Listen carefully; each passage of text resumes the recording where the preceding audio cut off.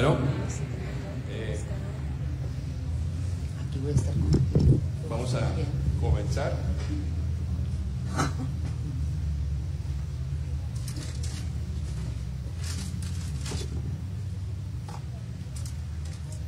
El Colegio de Sonora y la Universidad de Sonora le dan la más cordial bienvenida a la conferencia Gangster Capitalism. ¿Es posible la transformación? Agradecemos la presencia de las siguientes personalidades: Dr. Juan Pun Medina, rector del Colegio de Sonora; Dr. Enrique Velázquez Contreras, rector de la Universidad de Sonora, a quien agradecemos su hospitalidad y apoyo para la realización de este evento. También agradecemos a funcionarios, profesores y alumnas del Colegio de Sonora, de la Universidad de Sonora y público en general. Sean bienvenidos y bienvenidas.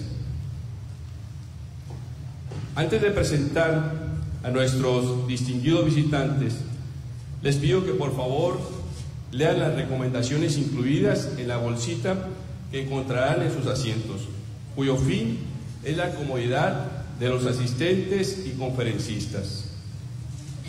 También les recuerdo que nos pueden seguir con la traducción en español en nuestra página de Facebook del Colegio de Sonora. En las últimas décadas hemos padecido un capitalismo gángster, es decir, un capitalismo criminal que provoca que las personas se vean forzadas a abandonar sus lugares de origen, como es el caso de las caravanas migrantes.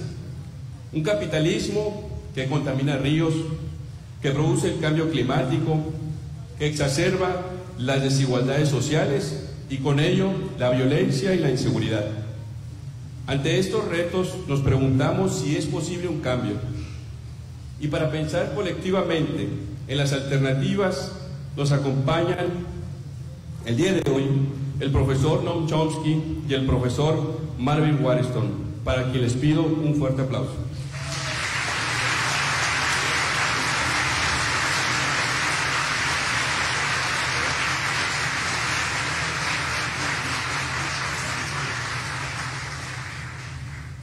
El profesor Noam Chomsky es profesor laureado de lingüística y profesor de la cátedra Agnes Nels Auring de la Universidad de Arizona. Noam Chomsky estudió lingüística, matemáticas y filosofía en la Universidad de Pensilvania. En 1955 recibió su doctorado en la misma universidad y comenzó su posición como profesor en el Instituto Tecnológico de Massachusetts, donde es profesor emérito en el Departamento de Lingüística y Filosofía. Chomsky es autor de obras políticamente influyentes, incluyendo Estados fallidos, Hegemonía o Supervivencia, 9/11, Los guardianes de la libertad o Manufactured Consent con Ed Ehrman, Ilusiones necesarias, Comprensión del poder, Intervenciones, Esperanzas y realidades y muchos otros títulos.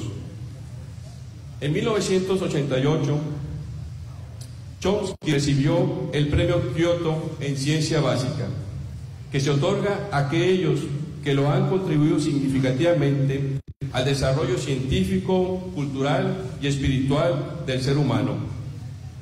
El galardón reconoció que el sistema teórico del Dr. Chomsky permanece como un monumento destacado de la ciencia y el pensamiento del siglo XX. Él ciertamente puede ser llamado uno de los grandes académicos y científicos de este siglo. Profesor Marvin Waterston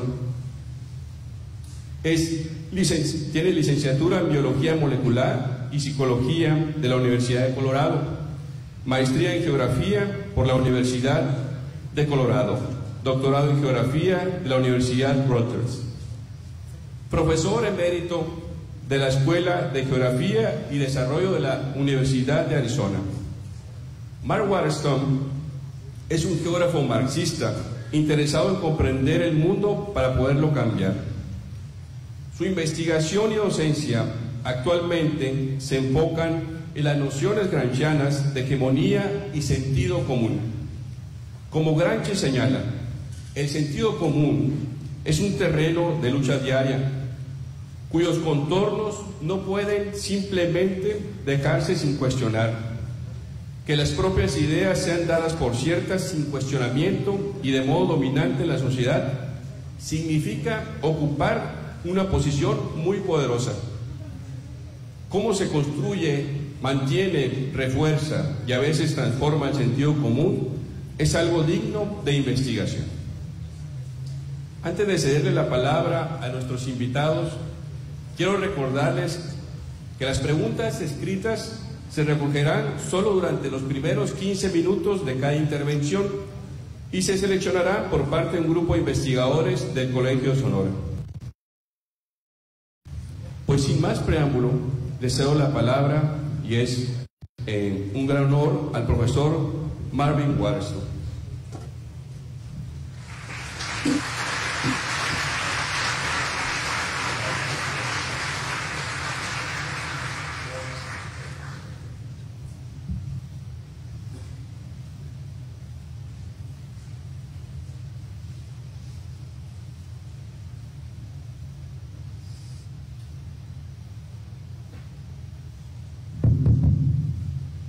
Buenas tardes.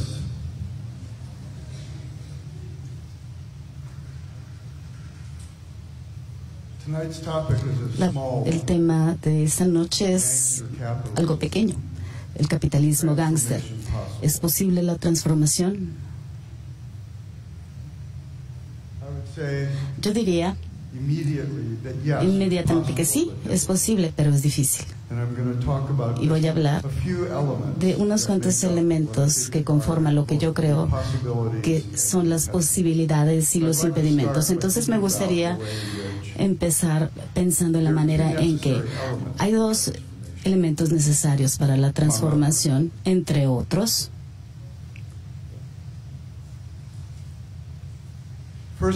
En primer lugar, tiene que haber un reconocimiento de que el status quo es deficiente de ciertas maneras, pero yo diría que la gente a menudo está bastante distraída o engañada o mal informada acerca de los problemas, sus causas y soluciones.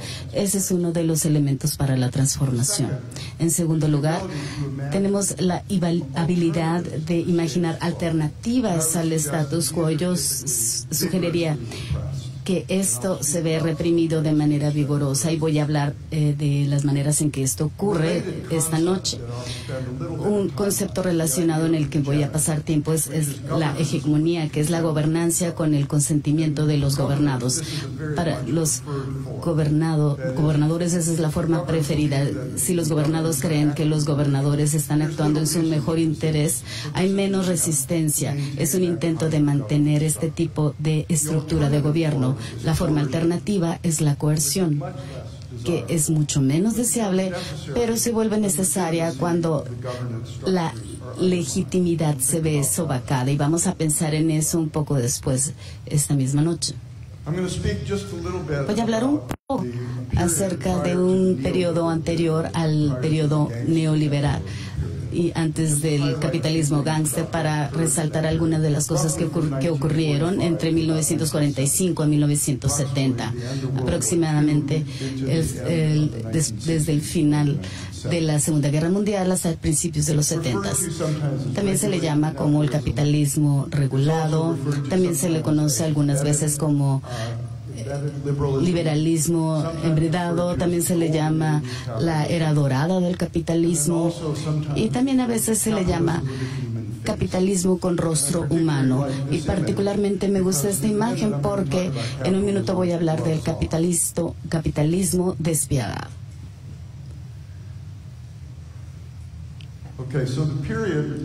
El periodo anterior al neoliberalismo, como dije, entre 45 y 70, se ve caracterizado por algunas dimensiones muy interesantes en términos de la economía global.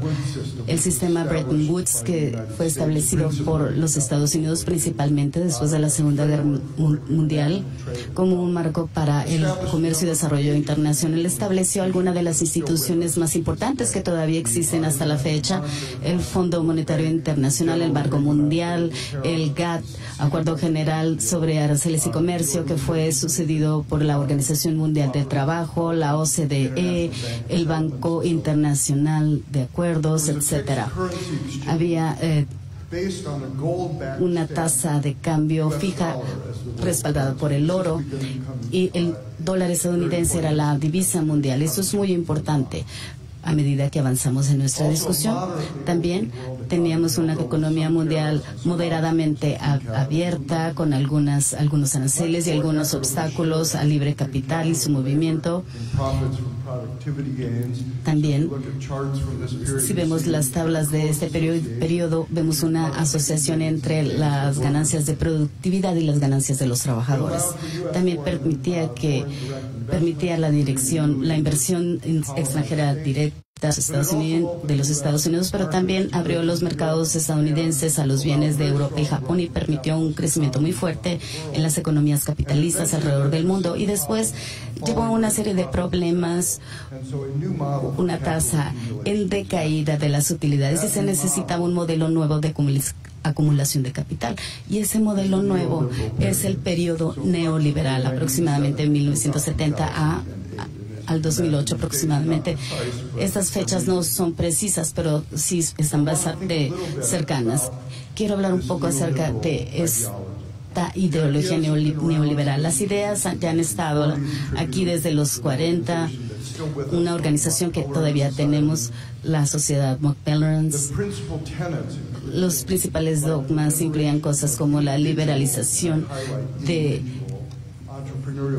las libertades y habilidades empresariales individuales, de un marco institucional caracterizado por derechos a la propiedad privada muy fuertes, mercados libres o libres mercados, entre comillas, libre comercio también, entre comillas, eliminación del estándar de oro, pero la continuación del dólar estadounidense como la divisa global. Yo ahora sugeriría un tipo de criptomoneda que está respaldada nada más que por la fe. Es un hecho interesante que el dólar estadounidense siga siendo la divisa mundial, y vamos a pensar también en eso en unos minutos. La economía global se caracteriza por la eliminación de las barreras al movimiento de bienes, servicios, capital y dinero a través de fronteras nacionales, pero algo muy importante, manteniendo la mano de obra en su lugar estrictamente. El capital es libre de moverse, pero la mano de obra se debe quedar en su lugar. El papel del Estado bajo el establecimiento neoliberal es crear y preservar un marco institucional apropiado para las prácticas que acabo de describir, garantizar la calidad e integridad del dinero, establecer estructuras legales, militares, de defensa y legales requeridas para asegurar los derechos a la propiedad privada y garantizar por la fuerza, si es necesario, el funcionamiento apropiado de los mercados. Marketizar y privatizar todos los elementos de la sociedad en áreas tales como la tierra, agua, educación, cuidados de la salud, seguro social, contaminación ambiental.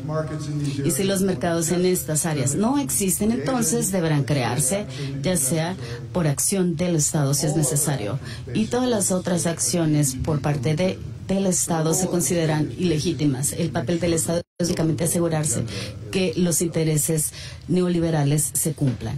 El papel del Estado en la economía, más específicamente en el régimen neoliberal, es la renuncia del manejo de demanda agregada, que es el hito del periodo anterior. El manejo de la demanda se ponía en su lugar, ya sea para regularizar la economía y evitar las crisis, y también para que haya un reparto de las utilidades en la economía. También tenemos proporcionar subsidios y reducir impuestos en la parte superior. En segundo lugar, la desregulación de las industrias básicas o liberalización del sector financiero, debilitamiento de la regulación de la seguridad de productos de consumo, del empleo y del medio entorno, debilitamiento de la aplicación de leyes antimonopolio, lo que da lugar a monopolios y aglomeración, privatización y contratación de bienes y servicios públicos, y también reducción o eliminación de programas de bienestar social. El periodo de aproximadamente 2008 a la fecha y en el futuro próximo se ve caracterizado por varias cosas y se le describe como capitalismo gángster. Tenemos una ambición desencadenada y salvaje en la parte superior. Tenemos 8 billonarios en la parte superior de la pirámide, una concentración de la riqueza extrema, un ataque a todas las instituciones de bien común. Los ciudadanos no tienen derecho a esperar ayuda del Estado, dominio del capital financiero en todos los sectores, lo que lleva a un capitalismo de compinches, una penetración cada vez mayor de la privatización en todos los elementos de la sociedad, una guerra contra los pobres y los vulnerables, producción masiva de poblaciones excedentes, la gente que ya no es útil para el capitalismo, ya no son útiles como consumidores, por lo tanto son excedentes para el capitalismo. Voy a cambiar de velocidad y vamos a hablar de cómo el capitalismo logra estas cosas y vamos a pensar en la solución espacial, en esta idea. Si el capital no se ve obstaculizado por la inversión, es decir, si no se ve obstaculizado por la necesidad de mano de obra especializada o mercados especializados, tiene libertad de moverse por todo el mundo en búsqueda de mano de obra más barata, recursos más baratos, nuevos mercados o entornos más favorables regulatoriamente, que también se le llama la compra de arena. Se busca el mejor lugar para maximizar las utilidades. Es el capitalismo paseándose por todo el mundo. Pero hoy voy a hablar un poco más de algo que le llamo la solución espacial inversa. Es decir, en lugar de pasearse por todo el mundo, el capital trabaja para traer las condiciones favorables a casa. Y hay muchos incentivos para lograrlo, ya sea que en vez de diversificarse en todo el mundo, si se pueden traer las mismas condiciones a donde uno opera, esta es una ventaja tremenda. ¿Cómo se logra? Abarata la mano de obra donde se encuentra amenazando con mudarse, o a través de la automatización abaratan los recursos, privatizando la esfera pública o cambiando la tecnología, crean entornos regulatorios y legales más favorables. Primero consolidan el poder y por lo tanto cambian las reglas. Y esta noche voy a hablar acerca de un mecanismo en particular que es un poco esotérico, pero cada vez es más importante en el mundo del capitalismo gángster. Se le llama las cláusulas de la ley que rige en el comercio para establecer un entorno legal favorable. Es otra forma de esta compra de arenas, pero en este caso los capitales producen estos entornos directamente para sí mismos. ¿Cómo funciona esto? Empezamos con una pregunta muy sencilla. Es una pregunta muy importante en ámbitos internacionales. En un caso multijurisdiccional, digamos dos estados soberanos, ¿qué leyes de jurisdicción deben aplicar? ¿Qué leyes deben aplicar para todas las transacciones internacionales? Esto es importante.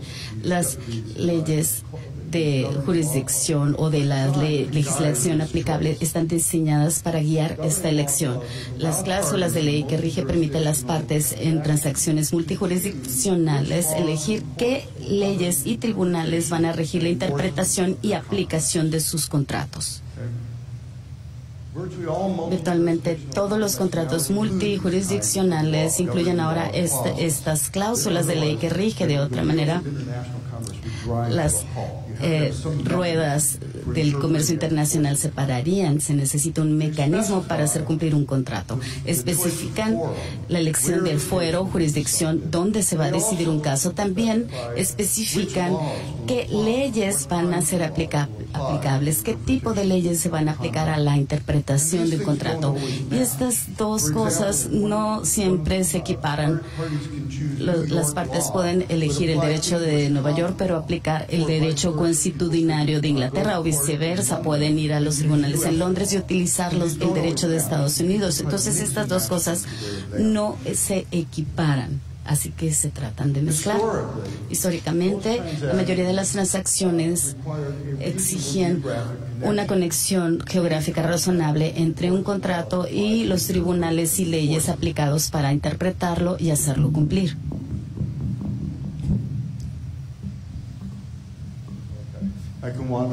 Ahora sí ya puedo caminar un poquito más porque no puedo estar confinado al podio. Empezando en los 30, Inglaterra reconoció el uso de estas cláusulas de ley que rige para elegir tribunales ingleses y leyes para transacciones sin ninguna conexión al territorio inglés. Este es un cambio muy importante. Eso le dio a Londres predominio en las transacciones comerciales internacionales. Y a fin de competir con Londres, en 1984, el Estado de Nueva York, el primer Estado estadounidense en hacerlo, se deshizo del requisito de relación razonable y eso permitió a las partes de una transacción elegir los tribunales y leyes de Nueva York para que rigieran sus contratos independientemente de dónde se dieran. Actualmente, Londres y Nueva York son las elecciones predominantes por mucho de ley y fuero para las transacciones internacionales comerciales. La separación de la ubicación de las transacciones de las reglas que los rigen significa que muchas personas no tienen voz ni voto en cómo se dan las actividades comerciales, es decir, las leyes y los fueros están en otro lugar. Las jurisdicciones predominantes tienen el control de las actividades más allá de sus fronteras. Otras tienen poco o nada de control incluso dentro de sus propios territorios y esto va a ser muy importante en unos minutos. Entonces, ¿cómo funcionan estas cláusulas y la solución espacial inversa? Voy a darles varios ejemplos. El primero y el más importante, ya que sentó precedentes, un ejemplo histórico reciente, la reestructuración de la deuda argentina. Si no lo reconocen, ese es el buitre y detrás tenemos los fondos de cobertura. Él es Thomas Grisa, el juez que decidió este caso. En el 2001, Argentina incumplió más de 100.000 millones de dólares en bonos soberanos. Eso, no por coincidencia, permitió que los Kirchner participaran en la reestructuración de la economía argentina a favor del gobierno argentino. Por eso fue inaceptable. En el 2005 y una vez más en el 2010, Argentina reestructuró tratos con más del 90% de sus acreedores y esto se le llamó titulares de bonos. Arreglaron nuevas tasas y fechas de repago. En el 2008 y 2009, algunos acreedores se negaron a firmar el trato. No quisieron seguir con este reestructuramiento. NML Capital, que dirige un grupo de fondos de cobertura tipo buitres, presentaron una demanda en contra de Argentina en un tribunal federal en el Distrito Sur de Nueva York. No en Argentina para nada.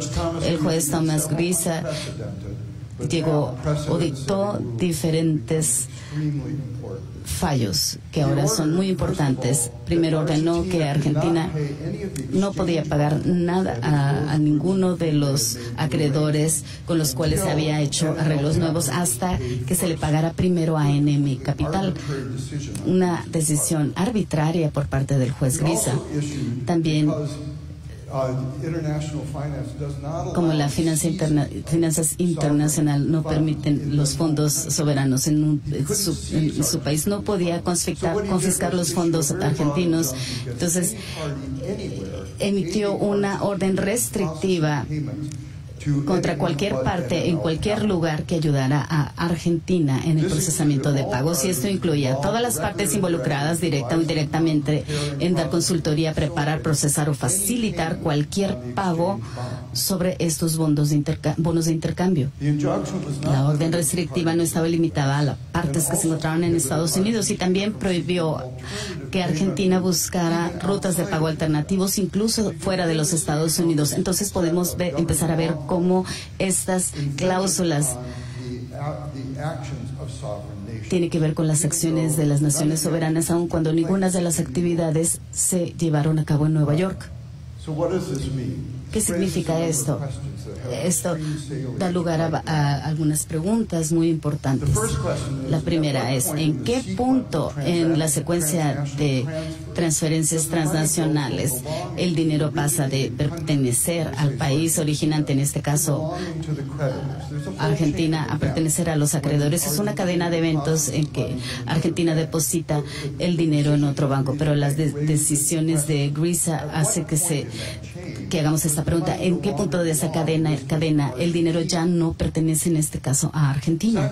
En segundo lugar, ¿en qué punto los procesadores de pagos, es decir, los bancos intermediarios, pasan de actuar a favor del país originante a operar a favor de los acreedores? Y número 3, finalmente, ¿en qué punto, en su caso, un tribunal de los Estados Unidos tiene jurisdicción sobre la cadena de pagos fuera de las fronteras de Estados Unidos? Son preguntas que dan lugar debido a este fallo de este juez. Sus fallos eliminaron el control de Argentina y ejercieron el control de los Estados Unidos en cuanto se transfirió el dinero de las cuentas argentinas al primer banco fiduciario, en este caso el Banco de Nueva York, Mellon. También se transfirió fondos al Banco de Nueva York, Luxembourg, aun cuando esa cadena de pagos estaba confinada completamente a Europa. Las decisiones ahora no se han visto objetadas, lo cual aumentó la jurisdicción de Estados Unidos, Nueva York, sobre las transacciones financieras y comerciales transnacionales de todo tipo.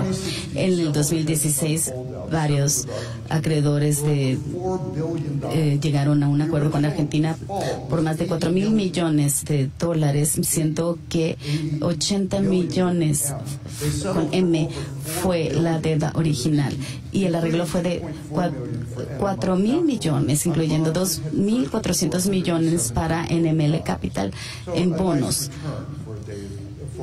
Es una buena ganancia para estos acreedores.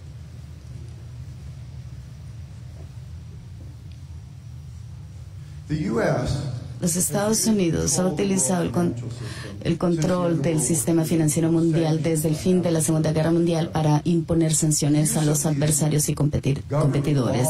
El uso de estas cláusulas de ley que rige y el caso de NML Capital contra Argentina ha ampliado el alcance de estos instrumentos.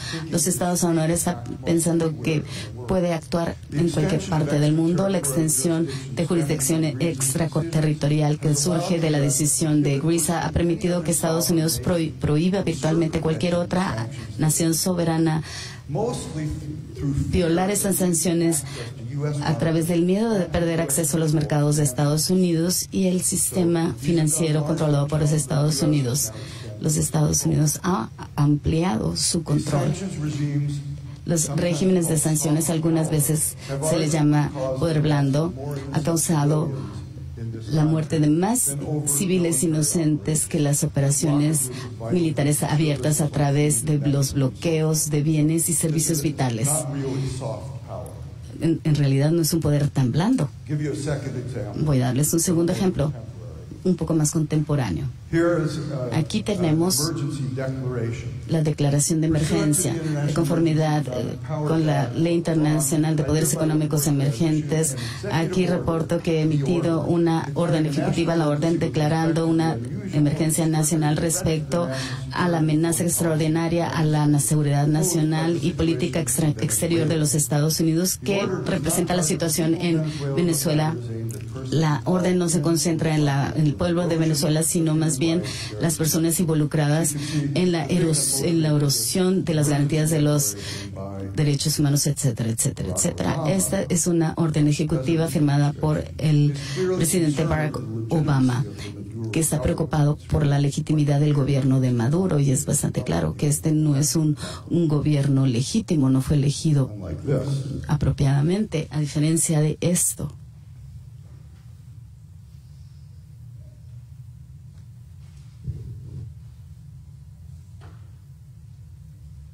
Okay, you get that point.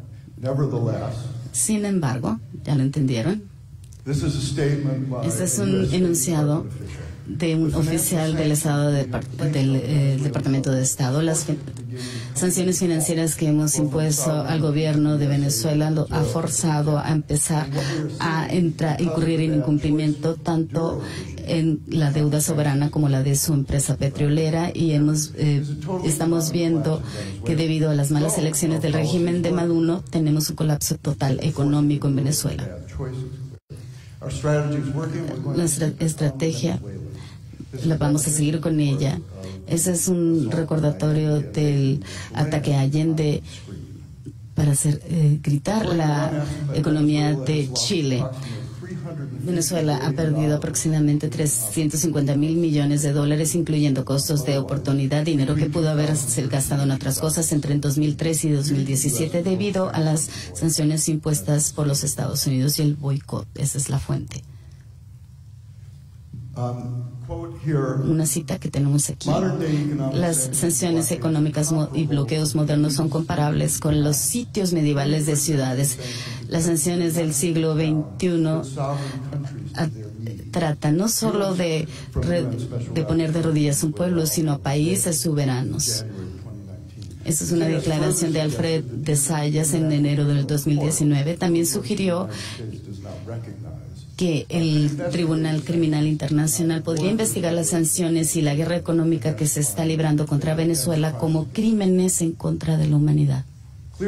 Claramente, el fin de las acciones y de este régimen es doble, por lo menos. Número uno, efectuar cambios de régimen en Venezuela. Y número dos, y eso tiene que ver con la cuestión de cómo evitamos la transformación del cambio, es enviar señales de consecuencias semejantes a otros que busquen escapar del control imperial de los Estados Unidos. Son señales a otros países de que no hay que atravesarnos la rayita. Dos últimos ejemplos.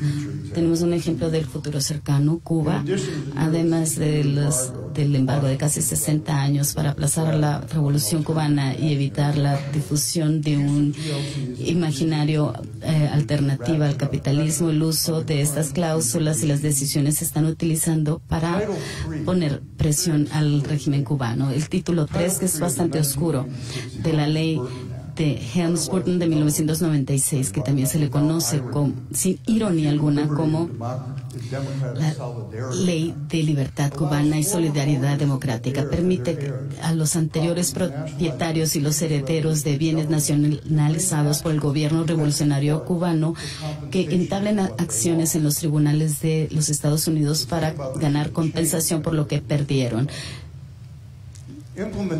La implementación de esta ley ha sido demorada cada 6 meses de rutina en los últimos 23 años. Eso cambió en marzo de este año, este mes. Es decir, la administración Trump ha anunciado que va a empezar a implementar esta ley. El efecto será aumentar la incertidumbre de inversiones y la desestabilización de la economía cubana. Es un plan abierto de los Estados Unidos de reconstruir América Latina y perseguir un cambio de régimen en lo que Joe Bolton declaró la troika del terrorismo. Tenemos que son Venezuela, Nicaragua y Cuba. Es parte de ese plan. Un último ejemplo que va a ser un poco más cercano a casa. México. Voy a darles un resumen bastante breve de algunos eventos o sucesos recientes. El 4 de enero del 2019 se relaciona con el ejemplo anterior. México se rehúsa a firmar el Acuerdo de Lima para exigir que el presidente Maduro dimita El 23 de enero, Guaidó se declara a sí mismo como presidente interino de Venezuela y México reitera su postura de no intervención conforme a la Constitución mexicana. Es algo razonable. El 25 de enero, México ofrece junto con Uruguay y el Vaticano mediar el conflicto venezolano. El 29 de enero, México, Bolivia y la Comunidad Caribe se niegan a exigir nuevas elecciones en Venezuela. El 29 de enero, el mismo día, qué interesante, el secretario de Estado Pompeo cancela un viaje que tenía planeado a México para hablar de los refugiados centroamericanos a través de México y hacia los Estados Unidos. El 29 de enero, la agencia calificadora de Wall Street, Fitch, baja la calificación crediticia de Pemex en todo un punto de BBB más a BBB menos. Un efecto inmediato. Es mucho más costoso para Pemex pedir dinero prestado y así se pueden borrar los ahorros que AMLO estaba esperando lograr rápidamente. Así se los dejo. Es una coincidencia. Mensaje enviado, mensaje recibido. Ok. Muy bien. Ahora voy a terminar pensando un poco de los efectos del neoliberalismo y el capitalismo gángster para hablar también de la transformación. Ha habido una carrera general hacia abajo, parte de la solución espacial para el capitalismo en términos de riqueza y desigualdad de ingresos, los pocos billonarios, los impactos en la salud y el bienestar que han sido enormes, los efectos ambientales, incluyendo el cambio climático, han sido el resultado de la incapacidad de pensar más allá de este estado del capitalismo, el debilitamiento de la posición de la mano de obra en todas partes, la comercialización y privatización de todo, incluyendo las prácticas y conocimientos indígenas bajo reglas de propiedad intelectual, etcétera, inestabilidad económica, la crisis del peso mexicano en 1994-95, el colapso asiático del 97, incluso la crisis financiera global del 2008, las poblaciones excedentes, ya hablamos también de la gente desechable, el papel del capital de financiamiento, producir utilidades sin producir nada más, un ejército de mano de obra con efectos disciplinarios en la mano de obra existente.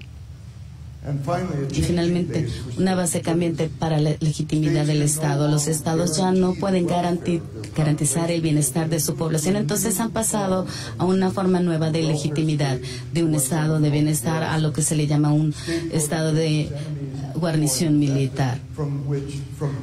La formación de chivos expiatorios, de enemigos extranjeros e internos contra los cuales hay que protegernos. Marx y Engels en el Manifiesto Comunista dicen: las luchas de clases deben terminar ya sea en una revolución, en una constitución revolucionaria de la sociedad o en la ruina común de las clases contendientes. Rosa Luxemburg dijo: como están las cosas actualmente, la civilización capitalista no puede continuar. Tenemos que avanzar hacia el socialismo o ir hacia atrás al barbarismo. Ha habido un aumento en movimientos sociales en reacción al neoliberalismo, la globalización en su forma neoliberal y la financialización. Entonces la gran pregunta es: ¿cuál será la respuesta del Estado, de la élite a esta movilización? ¿Habrá una aceptación y cambio? Y sí, es así, será verdadero o artificial. ¿Habrá más represión o habrá alguna combinación? Por un lado, la lucha por mantener el poder y el status quo, a menudo a través de medidas cada vez más coercivas. Hablé de los mecanismos en evolución que cada vez son más sofisticados para mantener el control de la élite en lugar de operaciones militares, el control de las finanzas y presionar a los países así, el surgimiento de los nacionalismos derechistas y el populismo, los chivos expiatorios. Es más fácil imaginar el fin del mundo que el fin del capitalismo. Es decir, tal como lo vemos, no hay espacio para alternativas que se permitan. Evitar la marea rosa latinoamericana, para citar a alguno de los presidentes, tan lejos de Dios y tan cerca de los Estados Unidos. Pero, por otro lado, hay un empuje constante que surge de las condiciones materiales en deterioro. Tenemos movimientos sociales, hay gente que reconoce que el sistema les está fallando. Tenemos movimientos dirigidos por jóvenes de todo tipo, activismo climático, justicia social, movimientos indígenas, los movimientos de chalecos amarillos en Francia, que se está mal interpretando en gran medida, movimientos laborales que resurgen y cooperativas de trabajadores, producir imaginarios nuevos y nuevas maneras de cómo se pueden organizar las cosas. Y finalmente, después de 2 derrotas anteriores, AMLO fue electo. Hay cierta esperanza, pero no quiero que tengan demasiadas esperanzas. Y voy a irme con una última cita. Max lo escribió. Los hombres hacen su propia historia, pero no lo hacen como les place. No hacen su propia historia bajo las circunstancias que eligen ellos mismos, sino bajo circunstancias que encontraron directamente y transmitidas desde el pasado. La tradición de todas las generaciones muertas pesan como una pesadilla en el cerebro de los vivos. Sí, fue el electo AMLO, pero no hay que pensar en nadie como un salvador. Ellos operan en un contexto que es sumamente problemático, hay que cambiarlo. Incluso los buenos líderes se les permite participar en la transformación.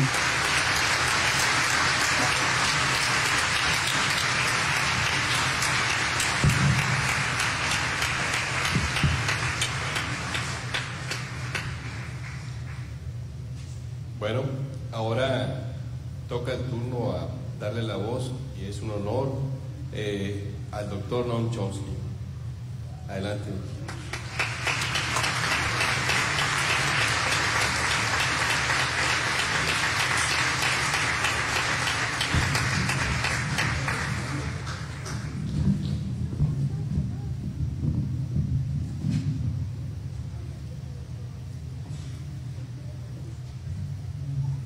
Is working? ¿Sí funciona?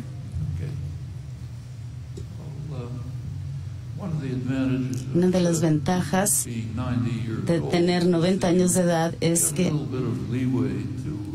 tenemos libertad para poder recordar cosas. Entonces, si no les importa, voy a empezar con un recuerdo que parece ser pertinente.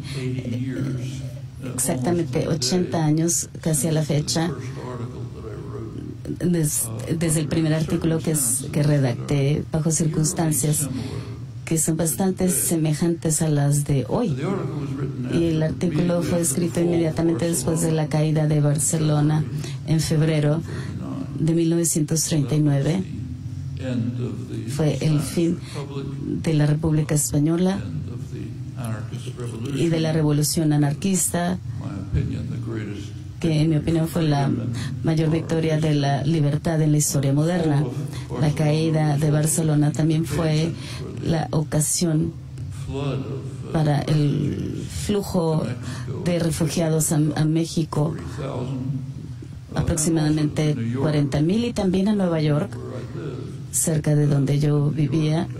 En Nueva York, de niño, pude conocer a muchos de ellos en las oficinas de anarquistas, en librerías, en la ciudad de Nueva York, que visitaban, que a donde yo iba cada vez que podía para recibir una educación política bastante seria. No recuerdo mucho del artículo. Espero que haya desaparecido porque me daría vergüenza. Pero sí recuerdo la primera frase que es pertinente. La primera oración es: cae Austria, cae Checoslovaquia, cae Toledo y ahora cae Barcelona. El punto era que el esparcimiento del fascismo en ese momento parecía inexorable y aterrador. Yo no lo sabía en ese momento, la mayoría de la gente todavía no lo sabe, pero en ese momento, en 1939, el gobierno de Estados Unidos estaba empezando una serie de estudios sobre cómo lidiar con el mundo de la posguerra. estudios del Departamento de Estado, el Consejo de Relaciones Exteriores, que es la principal institución gubernamental que tiene que ver con las relaciones exteriores. Lo que no estaban presuponiendo en ese momento, en 1939, fue que la guerra terminaría antes de que Estados Unidos estuviera en la guerra oficialmente. Asumían que terminaría la guerra con que Alemania estaría en Eurasia y tendrían una gran área bajo el control de Estados Unidos, que incluiría el hemisferio occidental, obviamente, el ex imperio británico, que tomaría los Estados Unidos, y el lejano oriente, por supuesto China. Habría una división entre el mundo no germánico y el mundo germánico. Y esos planes siguieron hasta esencialmente 1942. Stalingrado indicó que los rusos estaban quizás en una posición. Teníamos la conquista de los nazis y un par de meses después hubo una batalla de tanques muy grande de Kursk. En ese momento empezaba a ser claro que la plaga de los nazis sería derrotada por los rusos. Después voy a hablar de cómo cambió todo eso, porque eso es muy revelante para América Latina. Muy bien, vamos a avanzar 80 años hasta el día de hoy. Estamos viendo ahora una inversión de lo que se le llamó la marea rosa, un periodo de progreso real, avances reales y esperanzas de un futuro mejor para la gente de América Latina. Ahora se está invirtiendo con el surgimiento de fuerzas represivas y en algunos casos neofascistas, con dos excepciones primarias en América Latina, que son y Uruguay. A alguien no le gustó eso. México y Uruguay desempeñan un papel crítico en tratar de conservar el espíritu vivo. Creo que ya terminó. ¿Está bien ya? ¿Ya vamos bien? Ok. En el pasado se pregunta mucho el llamado el Coloso del Norte, ejerciendo su influencia poderosa, que acaba de descubrir, o que acaba de hablar Marv, y Canadá no está muy lejos detrás. Eso es para dar un poco de antecedentes. América Latina es un fenómeno muy interesante en el mundo de las cosas. Una región con enormes recursos, muchas otras ventajas. No obstante, sufre de pobreza extrema y desigualdad radical. En América Latina, típicamente, las élites privilegiadas esencialmente no tienen responsabilidad de sus sociedades. Y es muy revelador comparar América Latina con el este asiático, países como Taiwán, Corea del Sur. No tienen los recursos de América Latina, no tienen la seguridad enorme de América Latina, sin excluir el norte. Taiwán y Corea del Sur, no obstante, 50, 60 años después del estilo industrial japonés, con un programa importaron bienes de capital. Tenían que ir a los lugares que ellos querían. Y también con la transferencia de tecnología, la inversión de capital tenía que ir acompañado por la entrega del control sobre la tecnología. Esa es la manera en que desarrolló Inglaterra, en primer lugar, robando la tecnología de otros países como India e Irlanda, y también es como se desarrolló Estados Unidos. También eso es verdad para cualquier otro país desarrollado. Ahora está prohibido. Primero suben y después tumban la escalera para que los demás no puedan hacerlo. Así que la Organización Mundial del Trabajo no lo permite, condena a China por tratar de utilizar los métodos que nosotros utilizamos, etcétera. Ese es el este asiático. En América Latina fue bastante diferente. Tuve que importar bienes de lujo. Y en este de Asia tenemos la exportación de capital, ha sido muy controlado. Se puede recibir la pena de muerte en Corea del Sur, pero en América Latina no hay nada así. El capital fluye libremente, le proporciona a las élites casas en las rivieras, etcétera, y otros lujos. Taiwán y Corea del Sur se han convertido en potencias industriales muy importantes. Hay que recordar, 60, 50 años atrás, Corea del Sur estaba a nivel de Ghana en África. Los esfuerzos para escapar han sido aplastados con la participación crucial de los Estados Unidos en América Latina de una manera o de otra. Vamos a regresar a la Segunda Guerra Mundial. La Segunda Guerra Mundial inició un cambio enorme en la estructura de las cosas. Estados Unidos ha sido un país muy rico. En los 30, pero no era un actor importante. No lo era América Latina. Los más importantes eran Inglaterra y después, en segundo lugar, Francia. Eso fue antes de la guerra. En 1939, como mencioné, los Estados Unidos ya estaba planeando cambiar esa situación. Y por supuesto, la guerra terminó con un cambio enorme. Los Estados Unidos desplazó a Inglaterra y marginalizó a Francia y se convirtió en la potencia mundial con la riqueza y el poder sin precedente histórico, quizás cercano al 60% de la riqueza, con una seguridad extraordinaria, sin paralelo a otra potencia. Mencioné anteriormente a los grupos de estudio de 1943, con el éxito de Rusia en la derrota de Alemania ya era bastante evidente y los planes cambiaron. Reconocieron que ya no habría un mundo dirigido por los alemanes y los planes de la gran área se ampliaron, no solo el hemisferio occidental, el este de Asia, el ex imperio británico, gran parte de Eurasia. Los Estados Unidos podrían tomarlo, el occidente de Europa, el corazón de Eurasia.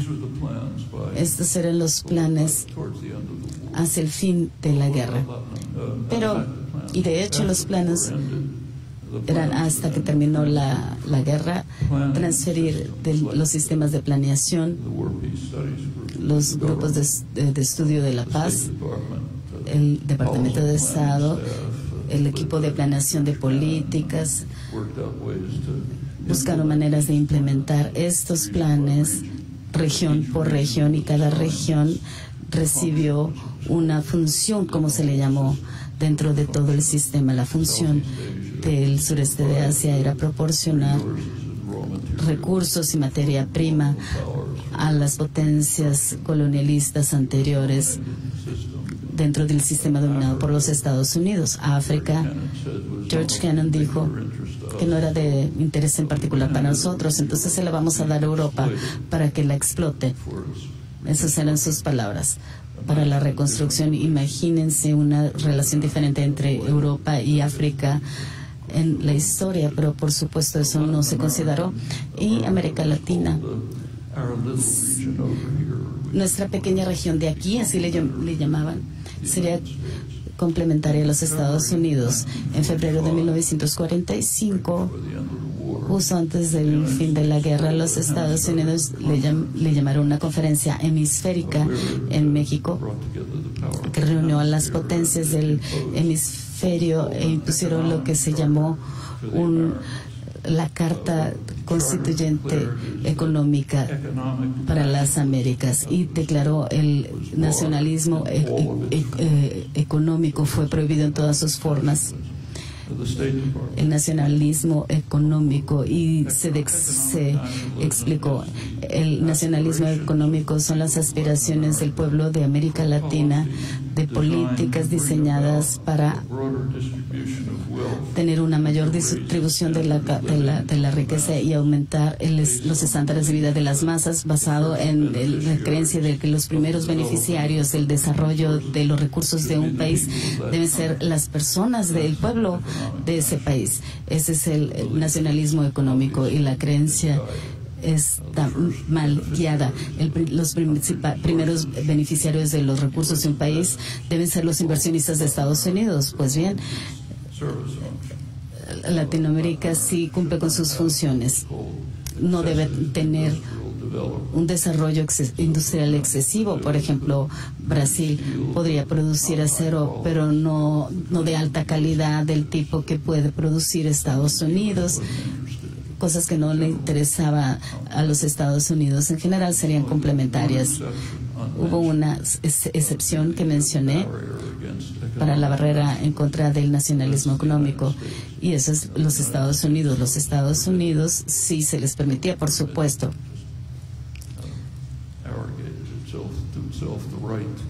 tener el derecho de tener una política industrializadora muy extensa, una planeación estatal extensa, investigación y desarrollo, financiamiento, que esencialmente crearía la economía de alta tecnología del futuro, las computadoras, los satélites, el financiamiento público en este sistema de políticas industriales. El segundo punto es que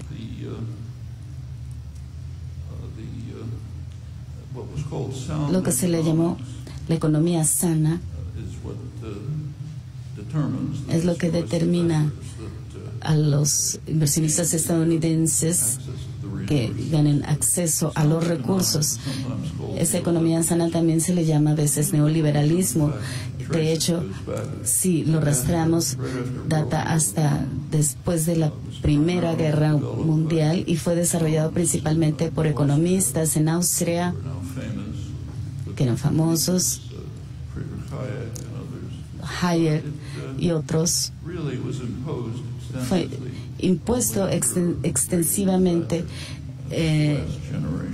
por Reagan, pero también data, todo ese tiempo se impuso en 1980, la era actual del neoliberalismo. Inmediatamente llevó al desastre del ajuste estructural en América Latina, las reformas a las leyes, etcétera, y llevó a la preocupación que es evidente ahora en el mundo industrial, después de una generación de estancamiento de salarios, concentraciones de riqueza, socavamiento de las prestaciones, erosión de la democracia, que es una consecuencia casi automática de la alta concentración de la riqueza y de mecanismos obvios, pero ha llevado al mundo industrial a una amargura, resentimiento, coraje, enojo, casi en formas patológicas, el populismo, mal llamado populismo, y tiene sistemas más mórbidos, comparable con el primer surgimiento del fascismo. Con el artículo de hace 80 años, las primeras palabras, cayó Austria en 1938, cuando la Alemania nazi anexó a Austria, pero también hay antecedentes, como siempre los hay, que databan a 1920. Austria tenía un movimiento laboral muy vibrante el gobierno socialdemocrático y fue aplastado a la fuerza en una manifestación enorme en 1938. Los trabajadores y este movimiento fue aplazado por el ejército. Mucha gente fue asesinada. Al final del movimiento laboral austriaco, las fuerzas socialdemocráticas en Austria nunca se recuperaron, y eso llevó a la base de la toma fascista. También los neoliberales en Austria apoyaban mucho. El gurú del neoliberalismo, el gran héroe, él no pudo controlar el aplazamiento del movimiento laboral por muy buenos motivos. El movimiento laboral estaban interfiriendo con la economía sana, estaban distorsionando los principios del mercado. No se puede tener un mercado efectivo si se tienen intereses especiales como la gente trabajadora detrás de sus propios intereses. Entonces, aplazaron este movimiento, de hecho preferido por los neoliberales, lo que nos dice algo. Se utilizó la violencia del Estado a pesar de la retórica de los pequeños estados para implementar lo que se llama economía sana. Un ejemplo muy famoso de eso es Chile bajo el régimen de Pinochet, ordenado por los neoliberales, organizó e implementó bajo su influencia y control. Generalmente se olvida o se suprime el experimento neoliberal en Chile que se llevó a cabo bajo condiciones casi perfectas. Fue un fracaso total. En 1982 pudieron destruir la economía chilena. El gobierno tuvo que tomar control más de la economía que bajo lo que decían los comentadores le llamaban el capitalismo de Chicago. Ahora vamos a regresar a la Carta Constitutiva de las Américas en 1945, y eso elaboró el marco para la historia. Hablando de la historia de América Latina, había habido esfuerzos para liberarse de los grilletes. Washington ha recurrido muchas veces a la violencia, la subversión y otras técnicas, como mencionó Marv, para destruir el heroísmo y restablecer el régimen de las élites latinoamericanas que comparten la concepción de Washington del buen orden. Gran parte de esas tendencias generales en el periodo de la posguerra se ilustran muy bien en la escena actual. Empecemos con el país más importante en América Latina, Brasil.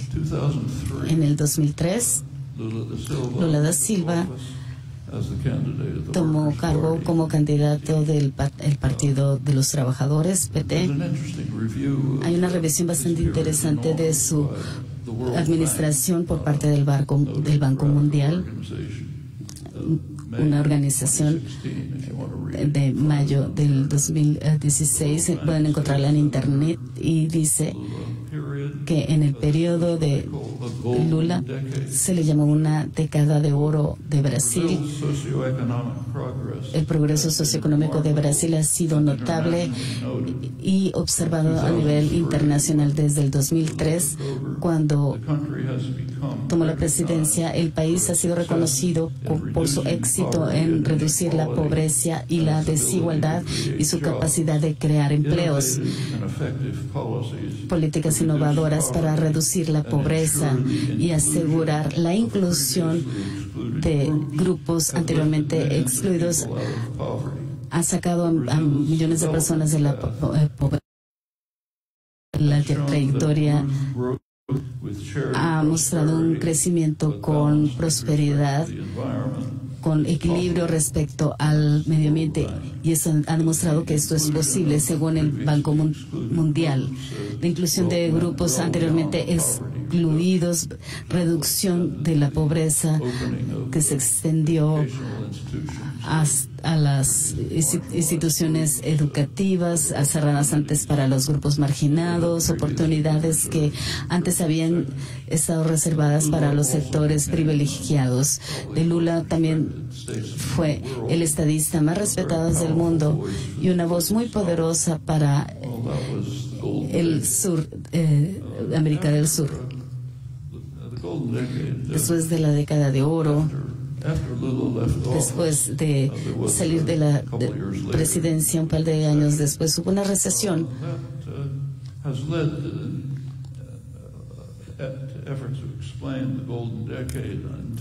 Se ha explicado la década de oro después del levantamiento de China y el aumento de los precios de los commodities. La recesión se atribuye a la baja de los precios de los productos en China. El Banco Mundial está de acuerdo con eso. Su análisis dice, el mismo análisis, que con las políticas correctas el gobierno pudo continuar el camino al desarrollo de la década de oro, pero se bloquearon las políticas correctas por parte del sector financiero depredador de Brasil. Esas fueron las primeras etapas del golpe que se está dando para restablecer el buen orden, la economía sana y los principios de la Carta Constitutiva de las Américas. Lula había tenido mucho cuidado de no violar las prerrogativas de los ricos brasileños y de los inversionistas extranjeros. Pero eso no importaba, los logros no podrían seguir siendo tolerados, y eso fue en parte por su naturaleza, en parte por sus orígenes. Lula, un trabajador industrial de los pobres de la región noroeste, no hablaba ni siquiera bien el portugués, fue ridiculizado por los educados, por la manera en que hablaba, cómo se veía. Esa gente debe saber cuál es su lugar. No se supone que se conviertan en los líderes de la década de oro ni los estadistas más importantes del mundo. Ese no es su trabajo. Un odio de las clases elitistas no debe subestimarme. Después de Lula, después de su presidencia, Sofkubi, tuvimos el juicio de su sucesor, y la etapa final muy interesante fue el otoño pasado. Iba a haber elecciones en octubre y Lula ciertamente de seguro iba a ganar, pero tenía que hacerse algo al respecto.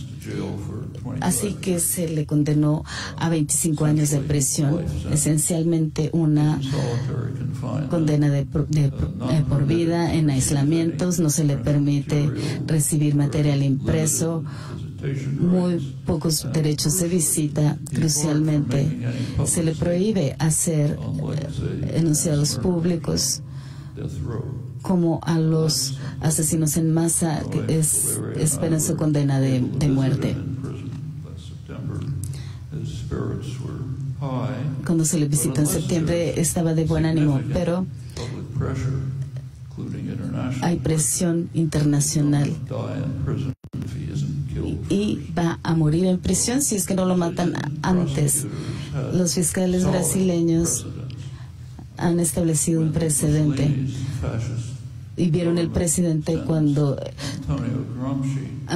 se sentenciaron a Antonio Gramsci a prisión por parte de los fascistas de Mussolini, en un periodo que tiene algún parecido a la imagen de la actualidad. El fiscal declaró que debemos evitar que su cerebro deje de trabajar 20 años, y los sucesores quieren asegurarse de que la figura política más popular de Brasil sea silenciada en vísperas de elecciones y de hecho el resto de su vida. Los cargos oficiales, que siempre son, pero si los vemos, son bastante dudosos. son detectables por los estándares de los acusadores. Pero incluso si uno lo va a aceptar como cierto, son radicalmente desproporcionados al castigo que se le impuso a Lula.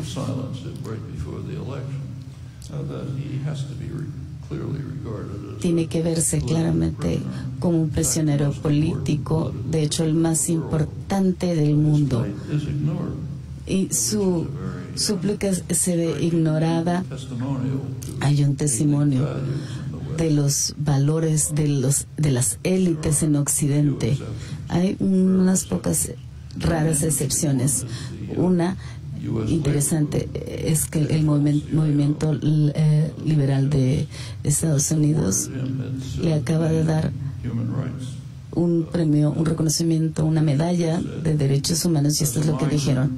Como trabajador migrante, como líder sindical y visionario político, Lula da Silva ha pasado su vida luchando por la democracia y los derechos de los trabajadores y comunidades excluidas de Brasil como presidente desde el 2003 hasta el 2010.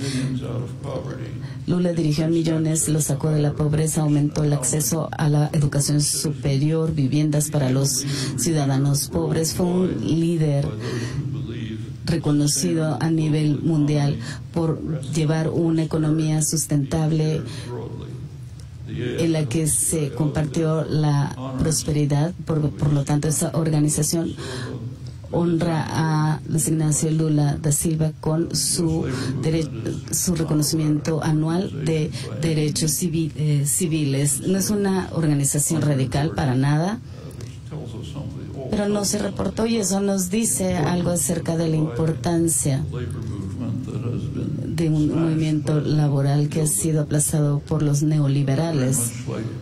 Muy parecido al caso de Austria hace 90 años, que fue el antecedente del movimiento fascista. Un líder reconocido en todo el mundo es en parte correcto,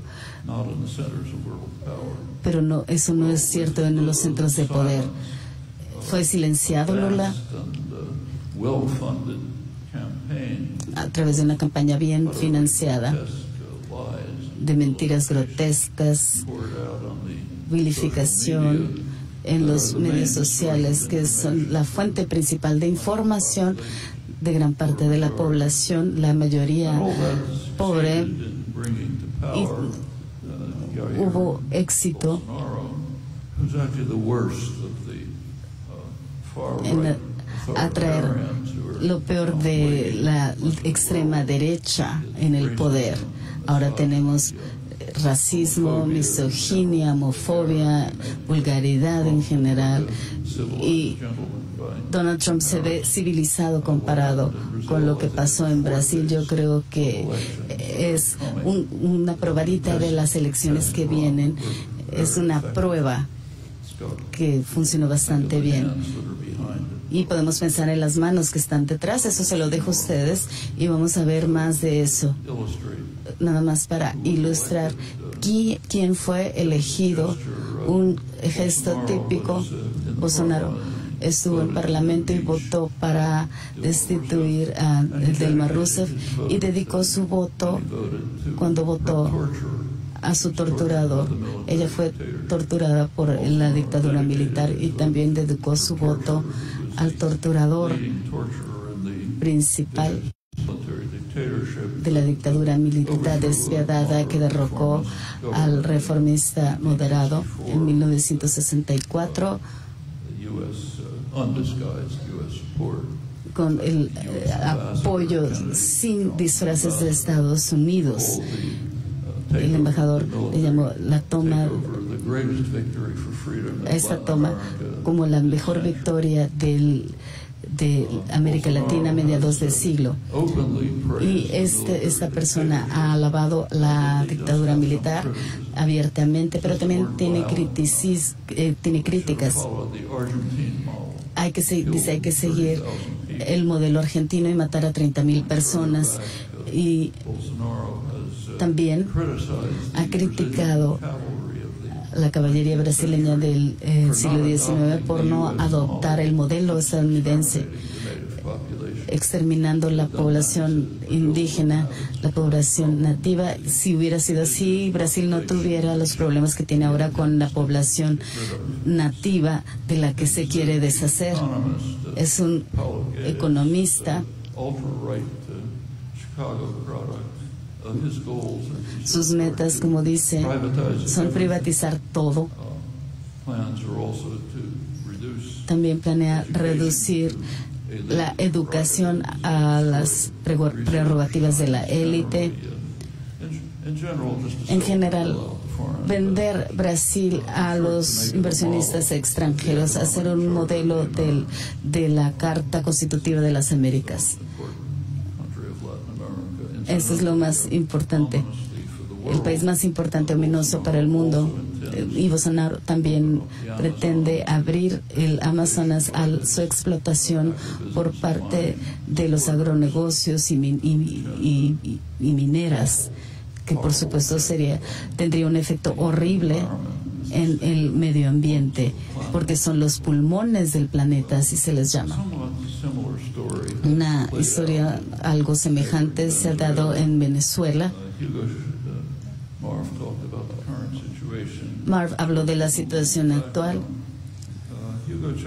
Hugo Chávez fue elegido presidente en 1999 y continuó como presidente hasta el 2017, y durante esos años se redujo la pobreza brasileña en gran medida, los estándares de salud aumentaron, se llevan oportunidades a otros sectores, los desposeídos recibieron voz, dignidad, las elecciones se llevaban a cabo con regularidad, con frecuencia, y eran juzgadas por monitores internacionales para las actitudes populares eran monitoreadas regularmente por parte de encuestadoras chilenas, y encontraron que Venezuela ocupaba los principales lugares en América Latina en el apoyo del gobierno y en el apoyo a la democracia. Así como con Lula, Chávez fue odiado por las élites venezolanas, no solo por sus esfuerzos para beneficiar a los órdenes más bajos, pero al igual que Lula, por quien era él mismo una persona de la clase trabajadora, que expresaba su orgullo en sus orígenes afroamericanos, afroindígenas, y se veía, y no pasó mucho tiempo para que las élites venezolanas trataran de deshacerse de esta criatura tan ofensiva. Hubo un golpe de Estado en el 2002. El gobierno disolvió el Parlamento, y este golpe fue respaldado por los Estados Unidos. Lean la editorial de New York Times. Fue derrocado en unos días por un levantamiento popular, y después los Estados Unidos recurrieron a la subversión, sabotaje, con la ayuda de los sectores más privilegiados de la población y los superricos. Y como en el caso de Brasil, hay cargos legítimos en contra del gobierno de Chávez, pero sí dieron combustible para la oposición. No son la causa de todos los problemas, pero también Chávez sí cometió algunos errores graves, y uno de ellos fue que no diversificó la economía, que retuvo la estructura neocolonialista establecida por los Estados Unidos un siglo antes. Una economía basada en el petróleo, lo cual es un error muy grave. Y otro error fue que durante el periodo de precios altos de petróleo, Chávez no estableció reservas, gastó los ingresos del petróleo en programas sociales, la asistencia a los pobres, pero las reservas no se estaban acumulando, y después de su fallecimiento, unos años después, cuando bajaron los precios del petróleo, Venezuela tuvo que recurrir al mercado crediticio. Entonces, ¿qué pasa cuando se trata de hacer eso? Así somos controlados por un gobierno hostil de los Estados Unidos. El gobierno de Maduro, que continuó con malos planes económicos muy graves, algunas veces represión severa, a las acciones de oposición aumentaron. Mientras tanto, las sanciones extraordinarias de los Estados Unidos, que son increíblemente fuertes, diseñadas para aplastar la economía y matar de hambre a las poblaciones.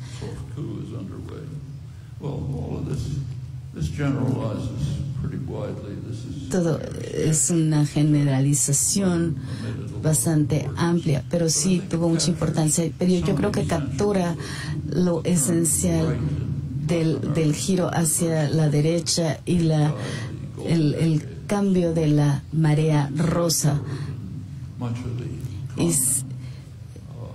Y se ve en gran parte del continente. No. El futuro es impredecible.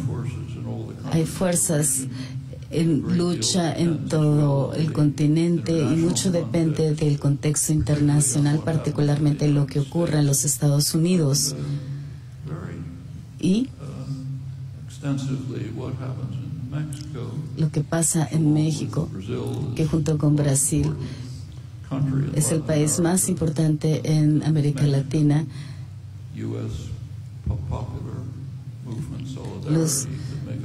La solidaridad, los movimientos de solidaridad entre México y Estados Unidos pudieran desempeñar un papel muy importante en el futuro. Muchas gracias.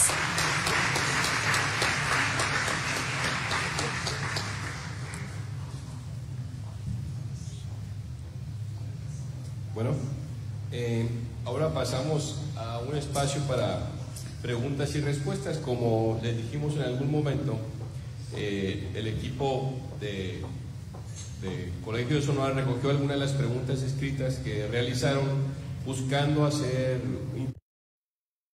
posible para que fueran contestados como las inquietudes de ustedes. La primera pregunta sería: ¿el cambio de régimen en México constituye un desafío para el gobierno de Trump? ¿De qué manera intentaría enfrentarlo?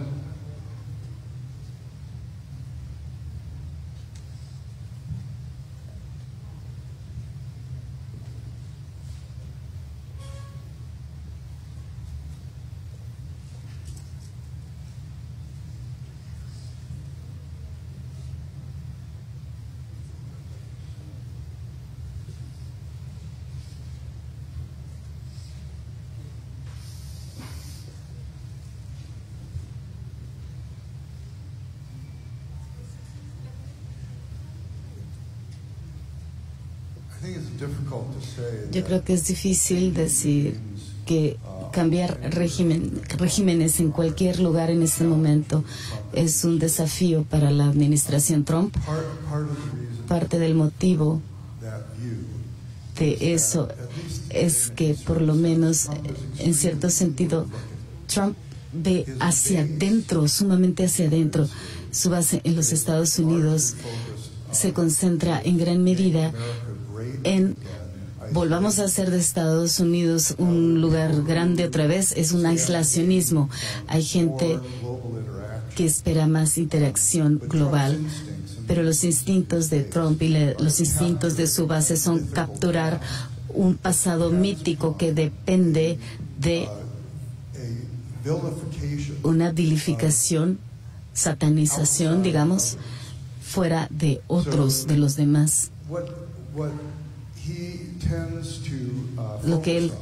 En lo que él tiende a concentrarse y el motivo por el que lo apoya su base con tanto vigor es encontrar chivos expiatorios en personas que no son dignos de ser ciudadanos, en su opinión. Entonces, lo que pasa en México puede o no puede afectar la retórica de Trump acerca de la necesidad, por ejemplo, de un muro fronterizo que va a seguir comentando como una necesidad porque su base lo requiere.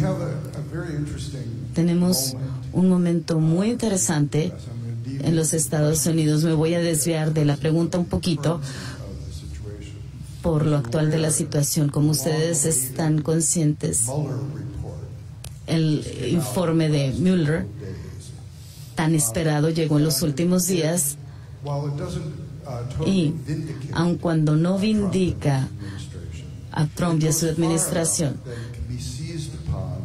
puede verse como que socava cualquier otra crítica seria de la administración de Trump.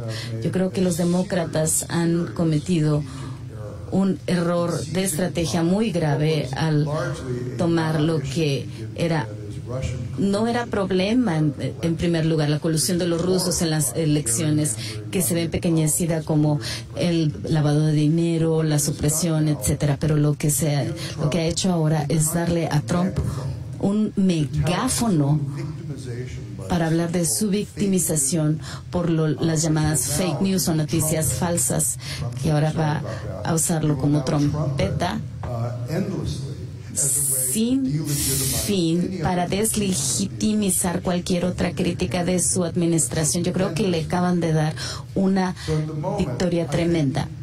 Entonces, en este momento podría ser el caso de que, independientemente de lo que quiera hacer México en términos de una afiliación internacional con los Estados Unidos, una interacción internacional con los Estados Unidos, yo creo que una de las cosas que va a pasar muy pronto es que los demócratas van a verse forzados a capitular en cuanto al muro. Yo creo que se van a ver forzados los demócratas en muchos frentes, incluyendo la extensión de leyes xenofóbicas muy represivas que va a utilizar Trump. Entonces no está claro la medida en que Trump va a poner atención en lo que pase en otras partes del mundo. Habiendo dicho eso, ciertamente hay elementos en la sociedad estadounidense que sus intereses son más globales e internacionales que lo que permite la retórica de Trump. AMLO, lo que va a poder hacer el gobierno mexicano es muy pragmático en cuanto a la relación que tiene con los Estados Unidos. Y lo he dicho eso en enunciados públicos acerca de sus metas, pero yo creo que debe de ser muy sensible en cuanto a lo que pasa al norte de la frontera, mucho más de lo que Trump tiene que estar sensible a lo que pasa al sur de la frontera. Agregando a eso, a lo que dijo Mark, es muy interesante que los demócratas decidieran cometer suicidio en este tema. Fue muy obvio en el principio que nada iba a salir de la colusión rusa. A lo más pudo haberse que hubo un trato para un hotel de Trump en Rusia, pero nada serio va a salir de eso. No había un efecto posible de los rusos en las elecciones, porque el Senado y el Congreso ni siquiera hubo una afirmación de colusión rusa. Al menos se mencionó una interferencia masiva a través de diferentes técnicas. Es un juego al que le entraron los demócratas porque no pudieron asumir los verdaderos problemas de política y no están tan en desacuerdo con Trump en esos asuntos. Un poco sí, pero no tanto. Entonces, en lugar de buscar algo que resultara ser un desastre total y un tremendo regalo para Trump, pudieron haber hecho otra cosa, pero hay que recordar que la retórica de Trump está dirigida a solo uno de sus electores, el de importancia secundaria, sus votantes, los ricos, los muy ricos y el sector corporativo. A eso sí tiene que servir. Y la forma en que funciona la política estadounidense es que Trump da esa asignación a los líderes en el Congreso, Paul Ryan o Mitch McConnell. Ellos diseñan e implementan la legislación que da excelentes regalos a los ricos y al sector corporativo, más allá de lo que nosotros pudiéramos imaginar. Las reducciones de impuestos, la liberalización, muchas leyes, un enorme regalo para los ricos, que son el enemigo de clase de los segundos votantes, que es la gente de la clase trabajadora, una minoría. La mayoría de sus votantes hay que recordar que son afluentes, pero sí hay un sector de la clase trabajadora y esos son los que están viéndose aplastados por el compromiso para sus principales electores. A ellos no les importan mucho las cosas como el muro, así que si Trump quiere hablar y vociferar acerca de los violadores y los asesinos y los terroristas islámicos que van a cometer genocidio en contra de la población blanca, los banqueros y los industrialistas pueden decir, bueno, pues que lo diga, para mantener a los electores, pero que nos sirva a nosotros, y lo está haciendo. El poder económico de Estados Unidos es extraordinario. Las corporaciones, las sociedades estadounidenses son propietarias del 50% de la riqueza del mundo. Si ven sector por sector de la economía global, la industria, las finanzas, el mercado minorista, todo eso, las corporaciones son casi siempre las primeras en todos los sectores, y es una cantidad de riqueza enorme. Controla más la riqueza del mundo que lo que se tenía en el 45. Hay una tendencia ahora entre los economistas y analistas de medir la riqueza de un país mediante las cuentas nacionales. ¿Cuál es el PIB de un país? Eso es una medida equivocada. En un año de capitalismo globalizado, la medida correcta es cuánta de la riqueza del mundo es propiedad del sector privado basado en un país. Allí cada vez los Estados Unidos cada vez es más fuerte, sobre todo bajo Trump y los republicanos. Entonces tiene que mantener alineados a sus electores. Esa es la retórica aquí. Vamos a volver a ser de los Estados Unidos un país grande, pero si vemos las políticas no tiene absolutamente nada que ver con eso. Digamos, la revisión del TLC no es nada. Tenemos unos cuantos cambios triviales, casi insignificantes,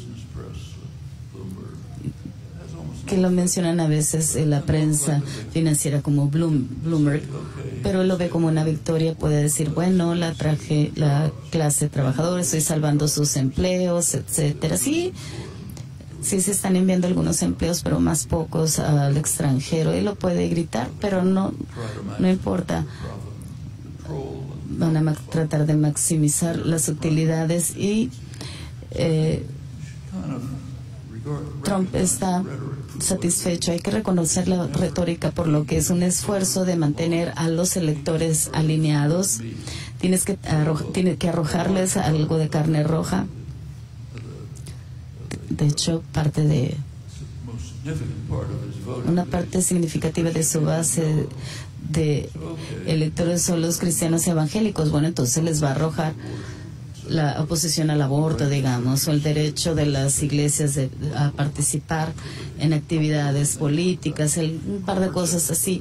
El sector corporativo no le importa, no le molesta. Así es como se mantienen alineados a los electores, y es un problema que ambos partidos políticos tienen en los Estados Unidos, los republicanos más que los demócratas. En los 50,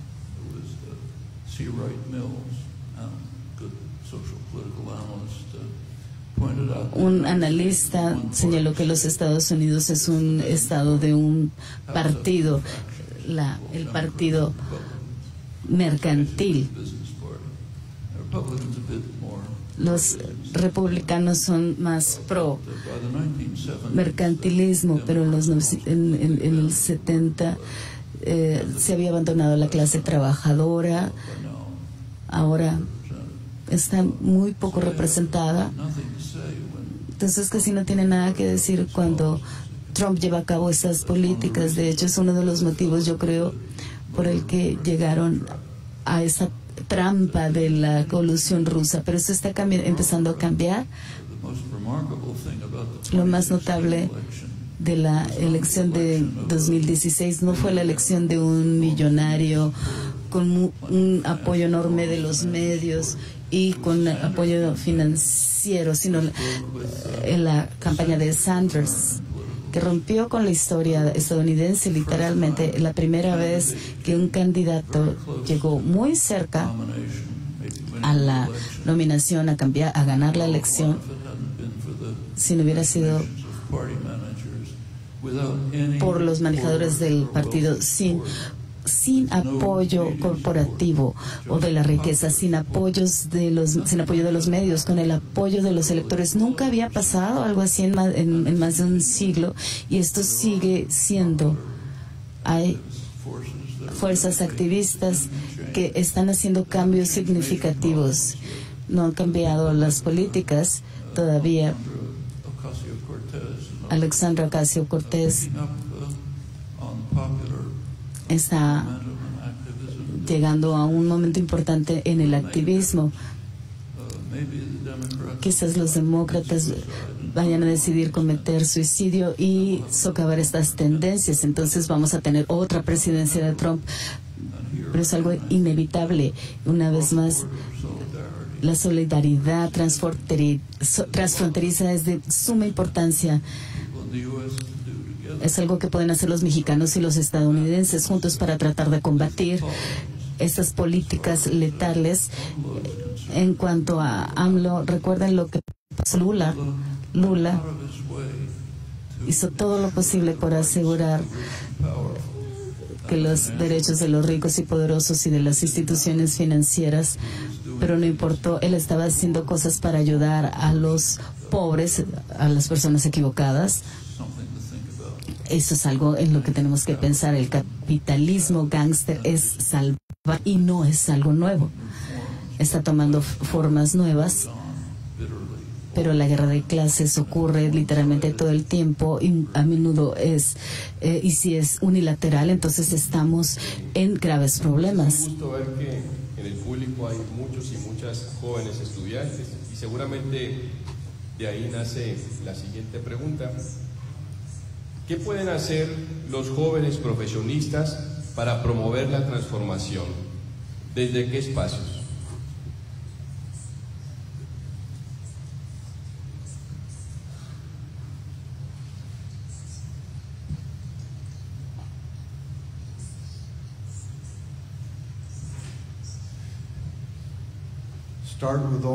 Empezar con casi cualquier cosa. Hay tanto trabajo por hacer, y uno de los grandes impedimentos para hacer que el trabajo se haga es pensar que no se puede hacer nada. Empezar con un pequeño proyecto en coalición con otros interesados tiene resultados impredecibles. Una de las cosas es perder una de las cosas peores es perder una batalla antes de que empiece. Hacer una cosa, lograr hacer una cosa, aun cuando se vea algo muy pequeño, tiene la enorme ventaja de demostrar que algo sí puede hacerse. Entonces, para los jóvenes profesionistas que trabajan a favor del cambio social, la justicia social, la transformación, empiecen con cualquier cosa, algo que sea de interés y de importancia en la vida diaria. El impedimento, y hay una segunda pregunta aquí, podemos pensar en la transformación en lugar de la revolución. Uno de los impedimentos de pensar en el cambio social está dentro del uso de la palabra revolución, que parece significar todo y todo al mismo tiempo, en todos lados. Eso no es necesario, no es necesario para que ocurra el cambio social. El cambio social ocurre cuando la gente empieza a pensar en cómo modificar el status quo de maneras importantes, alejarse de donde se está en el momento, crear un imaginario nuevo, dejar claro que es más posible pensar en el fin del capitalismo que en el fin del mundo. Estamos enfrentando unas consecuencias significativas, ya sea el militarismo sin fin, las catástrofes ambientales, ya sea los cambios adversos en el empleo y el trabajo al futuro. Todas estas cosas son manifestaciones de los fracasos del sistema actual. Algunos de los fracasos tienen consecuencias catastróficas. Así que cualquier cosa que pueda lograrse es un punto de inicio. Y como dije, una vez que empieza algo, da una indicación clara de que no existe impedimento para por lo menos empezar a cambiar. Entonces yo les sugeriría a los jóvenes profesionistas que primero abandonen la noción, la idea de que el cambio debe ser en todas partes y al mismo tiempo, y en segundo lugar abandonen la idea de que nada puede lograrse. Y para agregar a eso, una pregunta para ustedes. ¿Cuál es la diferencia entre lo que pueden hacer los jóvenes profesionistas y lo que puede hacer la automecánica? ¿Cuál es la diferencia? Pues la respuesta es bastante directa. Los jóvenes profesionistas están más privilegiados, por lo tanto pueden hacer más cosas. Los jóvenes profesionistas son afortunados. Pudieron obtener educación, les va mejor, tienen más oportunidades, más opciones, pueden hacer lo que pueden hacer los demás, hasta más, porque están más privilegiados. Y puede lograrse mucho. Es muy impresionante ver lo que han hecho personas sin privilegios en absoluto. Los niños, por ejemplo, vean lo que acaba de ocurrir en el Congreso estadounidense con el nuevo trato verde. Una idea crucial, algo así, que es necesario para organizar la vida humana en el futuro. Hace 2 años no es nada, es ridículo. Hace 1 año, de hecho, no existía esa noción. Los jóvenes, el movimiento Sunrise organizó y empezó a presionar más acciones significativas ambientales y enviaron cartas a los representantes en el Congreso, y unos cuantos en el Congreso, como Ocasio-Cortez, lo vieron junto con Markey Sr., senador de Massachusetts. Ahora ya es parte de la agenda principal. Al principio se burlaban, podemos ver editoriales en el New York Times que se burlan de eso, pero la gente está pensando en eso. Quizás se vaya a introducir. Algo así puede ayudar a organizar la vida humana, que no sea destruida en el futuro cercano. Eso es algo organizado por jovencitos, por jóvenes. ¿Qué pueden hacer los profesionistas jóvenes? Mucho más que eso, pero hay que comprometerse.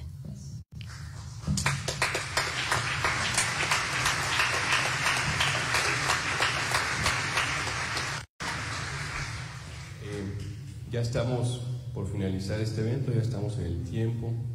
Antes de pasar a la parte final, quiero agradecer a la maestra Elsa Cornejo, que nos estuvo ayudando para traducir, también a la maestra de la Unison, que estaba traduciendo en Facebook, y a todo el equipo logístico que ha transmitido este evento.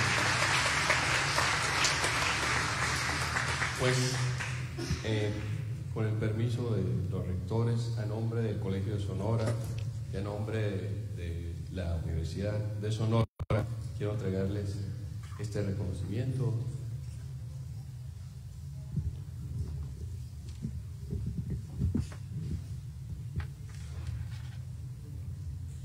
Reconocimiento por su participación y por venir aquí como invitados. Muchas gracias. Doctor Muchas gracias. Pues no queda más que agradecer al público, a la Universidad de Sonora por ser anfitrión. Pues muchas gracias. Gracias a todos.